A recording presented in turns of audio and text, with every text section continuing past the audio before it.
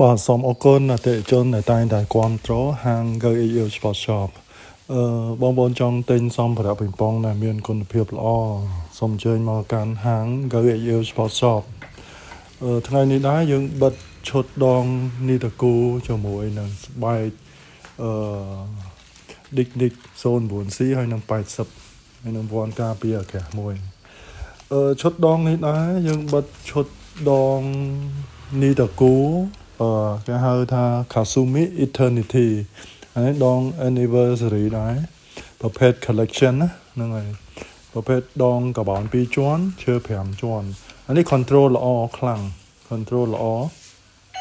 ហ្នឹងហើយ control ល្អហើយយើងបិទស្បែក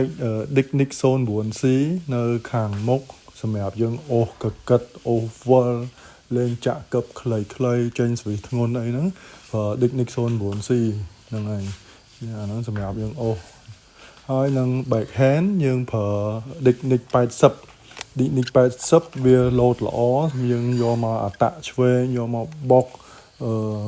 វា control ល្អទៀត Dick 80ហ្នឹងហើយហើយយើងបិទជាមួយនឹងវ៉ាន់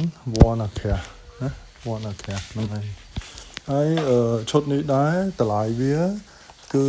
555តម្លៃមួយឈុតហ្នឹងណាហ្នឹងហើយតម្លៃមួយឈុតហ្នឹង555ដោយសារដង Kasumi Eternity ហ្នឹងគឺជាប្រភេទដង collection មានតែ700ដើមលើពិភពលោកណាហើយគេលក់ចេញក្រៅប្រទេសតែ200ដើមទេណា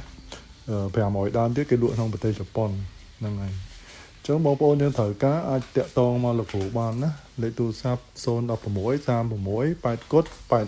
87ណាមាន Telegram ទៀតអរគុណច្រើន